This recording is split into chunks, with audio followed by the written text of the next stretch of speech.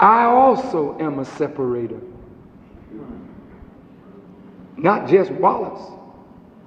Many of you say you didn't fall under Wallace, but you're stumbling over me.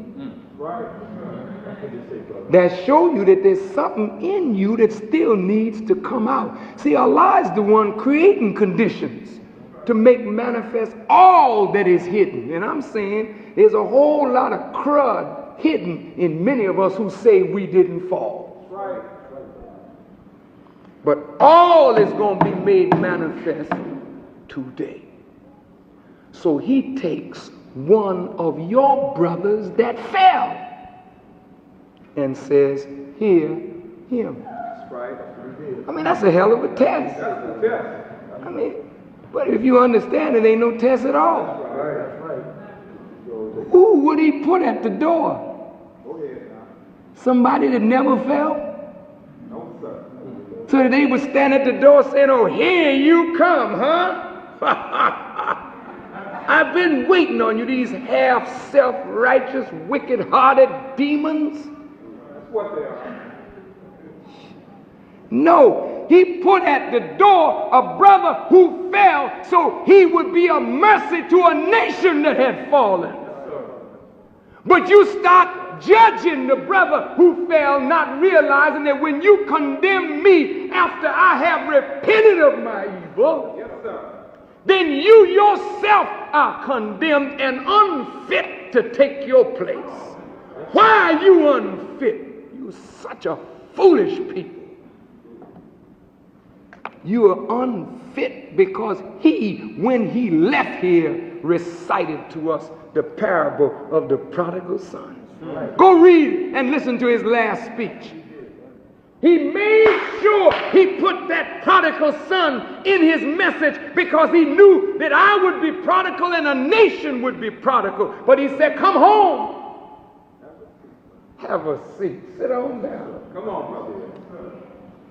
Because if there's no prodigal son to come home to justify God in showing mercy, he said, then there's no coming back for you. The other brothers who remained at home when the prodigal son came back home, they got jealous. Right.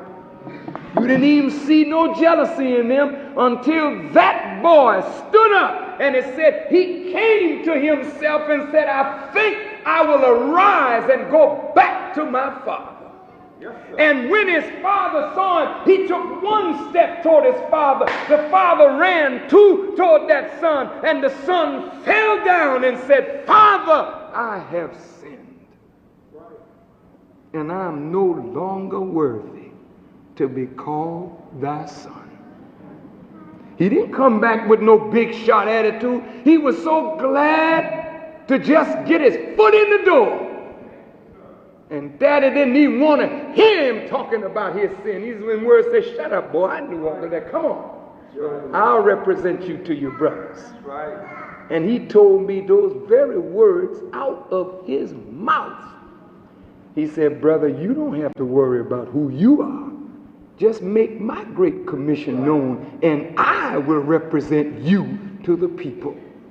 And it ain't you coming back to me or coming to me and learning to respect me for my stand. It is Allah's messenger and Allah making you to come this way. He's the power that's making this happen, not I and not you. He's doing it because it's time. So the prodigal son goes home. And he don't sit the prodigal son over outside the door. He said, come on. Get the fattest calf. All right. That's right. Get it. Give it to him. Yes, sir. Get the robe. Yes, sir. And bring the ring. You don't know God's way. He sends a man to hell to teach him, to purify him, so that when he stand up again, he'll be worthy. Right. Don't teach on those. So he said, you should rejoice that this that was lost is now found. Yes, sir. This that was blind can now see. This that was dead is alive, not for today and gonna fall again tomorrow. He's alive forevermore.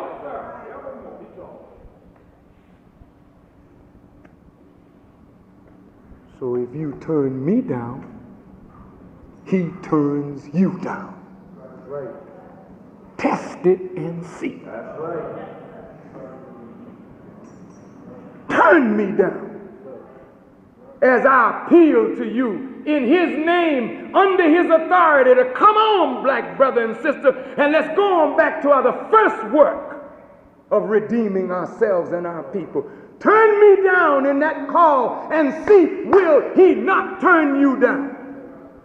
And you will start being punished for rejecting a call, because it's not Farrakhan you're rejecting.